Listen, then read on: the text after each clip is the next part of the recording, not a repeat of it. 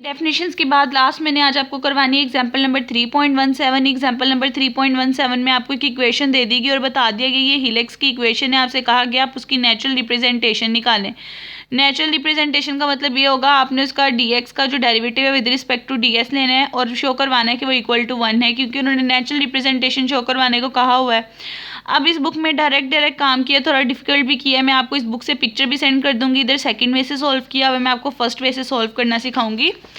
सबसे पहले अब देखिए, उन्होंने आपको एक इक्वेशन दे दी हुई है और आपसे कहा कि आपने शो करवाना है कि इसकी नेचुरल रिप्रेजेंटेशन ये रखती है।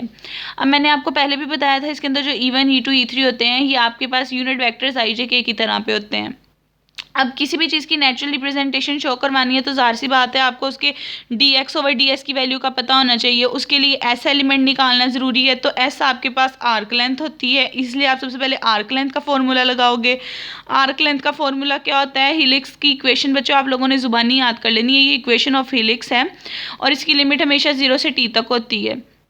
इसकी लिमिट्स गिवन थी यहाँ से 0 से t, आपको पता होनी चाहिए। आप पुट करोगे। अब इस चीज़ का t के रिस्पेक्ट से डेरिवेटिव लेके आपने उसका मोड लेना है। आप इसका t के रिस्पेक्ट से डेरिवेटिव लोगे a as it is cos का डेरिवेटिव माइनस साइन। अब ये यूनिट वेक्टर है, unit vector E1 E2 E3 as it is आ गए। इन चीज़ों का भी डेरिवेटिव आ गया। अब आपने मोड अप्लाई करना है। मोड का फॉर्मूला आपको पता है, फर्स्ट टर्म का स्क्वायर प्लस सेकेंड टर्म का स्क्वायर प्लस थर्ड टर्म का स्क्वायर और अंडर रूट ऊपर आ जाता है। आप इसको सॉल्व करोगे, इसकी सिंप्लीफिकेशन करोगे तो एट द एंड सिंप्लीफिकेशन करने के बाद आपका आंसर जो S का आएगा वो आएगा a² प्लस b² की पावर 1/2 इंटू t। अब आपने आर्क लेंथ निकाल ली, आपने dx/ds की वैल्यू निकालनी है। आपके पास इसको कैलकुलेट करने के दो मेथड हैं। सबसे इजी मेथड फर्स्ट वे, ये मैं आपको करवा देती हूँ, लेकिन आपकी बुक पे डिफ़िकल्ट मेथड किया हुआ है। आपकी मर्ज़ी, आप चाहें सेकंड मेथड भी कर सकते हैं, आपकी मर्ज़ी आप चाहें फर्स्ट मेथड भी कर सकते हैं। अब देखिए, आपने इसको शो करवाना था, ये नेचुरल रिप्रेजेंटेशन रखती है, यानी आपको ये चीज़ इक्वल टू 1 शो करवानी पड़नी थी। मैंने चेन रूल से लिखा कि dx/ds आपके पास इक्वल होता है dx.dt/dt इंटू dt/ds। इन दोनों को अलग अलग कर लिया। अब देखें, dx/dt के मोड की वैल्यू आप इजीली निकाल सकते हो x का डेरिवेटिव t के रिस्पेक्ट से लेके उसका मोड कैलकुलेट करके। इसी तरह जो आपके पास अब s भी आ गया है, आप s का डेरिवेटिव t के रिस्पेक्ट से लेके इसका मोड कैलकुलेट करके भी इजीली वैल्यू निकाल सकते हो।